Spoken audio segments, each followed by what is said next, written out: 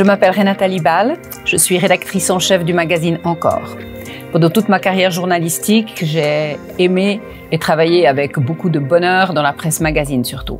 L'Hebdo, Dimanche.ch ensuite. J'ai ensuite dirigé Edelweiss puis Femina jusqu'au lancement de Encore que j'ai fait en 2011. Pour moi, le magazine reste une presse de papier.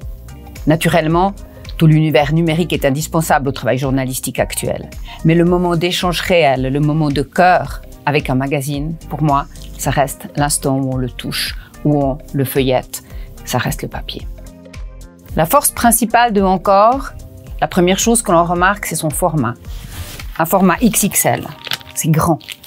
Et évidemment, d'avoir une telle surface à disposition incite à travailler différemment, sans doute de manière plus artisanale. Nous mettons beaucoup d'énergie à créer des photos exclusives pour le titre. Nous soignons la mise en page et naturellement le texte que cette mise en page incite à lire. Cette grandeur de ce format nous incite à regarder le journal comme une fenêtre ouverte sur l'univers du beau. Sur la mode, le voyage, la gastronomie, la beauté, l'horlogerie, le design, tous ces univers qui amènent de la couleur dans le quotidien.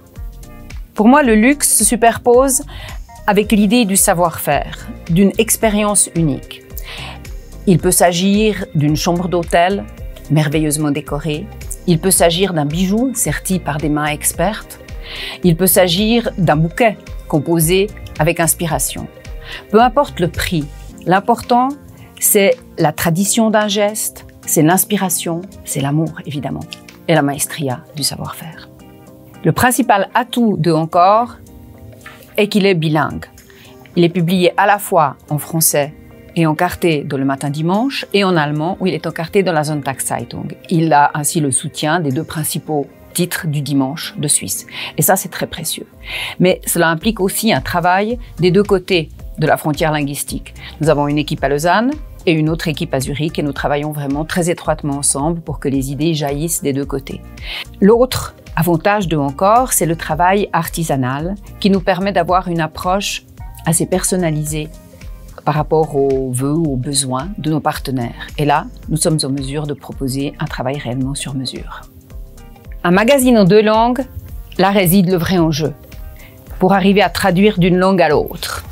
Von Übersetzungen haben wir so oft gesprochen, nicht wahr? Ja, das ist natürlich ein großes Thema und auch eine Herausforderung, weil es geht nicht nur darum, dass man mit der heutigen Technik, mit ChatGPT denkt man vielleicht oder mit DeepL, dass man einfach einen Text eingibt und auf Klick drückt und es ist übersetzt, sondern es geht wirklich darum, dass auch die deutschsprachige Ausgabe ihre eigene Tonalität hat, eine eigene Klangfarbe, angefangen von den Sprichwörtern, Bonmots, die andere sind, dass man einfach wirklich merkt, es sind eigene Texte, auch wenn der Inhalt natürlich identisch ist.